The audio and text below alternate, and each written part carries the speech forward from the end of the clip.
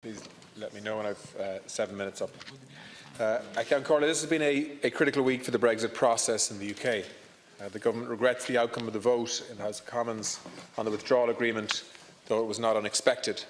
A no-deal Brexit would be deeply damaging for the UK, Ireland and the EU. This is increasingly recognised within the United Kingdom, including in Parliament. However, it's important that we do not assume that it will inevitably be avoided. As President Juncker stated after the vote, what we need from the UK is clarity on how it proposes to move forward and ultimately what it wants to achieve. The EU will consider then how to respond. The EU has already addressed the issues raised by Prime Minister May in the aftermath of the postponed vote in December. The European Council in December and the joint letters from Presidents Tusk and Juncker earlier this week provided important clarifications and reassurances, including with regard to the backstop. The EU will continue to seek to be helpful as it possibly can, but as the European Council made clear in December, the withdrawal agreement is not up for renegotiation. The backstop is an essential part of the withdrawal agreement. It acts as an insurance policy to ensure that there is no hard border on this island following Brexit, and it's essential. Throughout the negotiations, there has been a strong understanding by our EU partners of the need to address the unique circumstances on the island of Ireland. Their support remains firm and unequivocal. The EU has repeatedly said, and Michel Barnier was crystal clear on this in the European Parliament yesterday, that there can be no withdrawal agreement without a backstop. This has also been repeatedly recognised by the UK Government, which has also recognised its own obligations under the Good Friday Agreement, to their credit. For Ireland and the EU, a close and deep future relationship with the United Kingdom is key. This remains our preferred means of ensuring we never get to use the backstop. It will also allow us to continue our broad and multifaceted relationship with the United Kingdom in the new environment post-Brexit.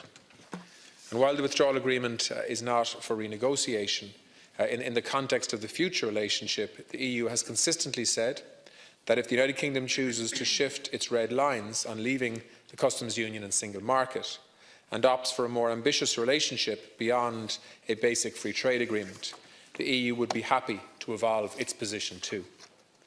While our focus remains on securing an orderly and agreed Brexit, given the uncertainty in London and the increased risk of a no-deal Brexit, the Government will continue to intensify our preparations for such an outcome. Our number one protection from whatever Brexit brings will be our status as an EU member state, with all the stability, predictability and solidarity that brings. On the 19th of December, the Government published our contingency action plan, which outlines our approach to no-deal Brexit planning, but there's still plenty of work to do there. Brexit of any kind will mean change. Managing a no-deal Brexit would be an exercise in damage limitation. It would be impossible in a no-deal scenario to maintain the current seamless arrangements between the EU and the UK across a full range of sectors, which is currently facilitated by our common EU membership.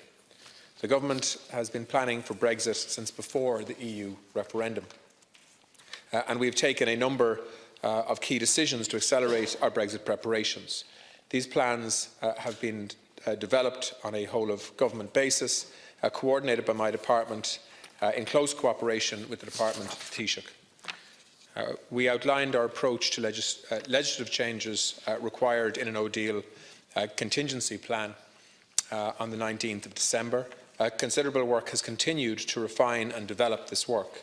On Tuesday, the Cabinet approved the drafting of the heads of one omnibus bill, which will contain the legislative measures necessary to prepare domestically for the immediate impacts of Brexit. This week's decision follows from a series of government decisions since July to advance various preparations for Brexit. One of our main priorities is to ensure that the east-west trade flows continue to function in both directions. To support this, we have sanctioned staffing, ICT and infrastructural measures for our ports and airports. Ultimately, We estimate that we will need just over 1,000 staff to implement additional customs and SPS checks in both a central case scenario and in a no-deal scenario. Phase 1 of this recruitment has been sanctioned and is well underway. Emergency measures, including redeployment and the use of internal panels, will be actioned in a no-deal scenario to ensure that the necessary human resources are in place to implement checks. Ceann Corley, to give time to my colleagues, can I say that I look forward to the comments and questions from colleagues from other parties, and I'll try and be as exact in my answers as I can be. And obviously the conversation between political parties will continue after this debate.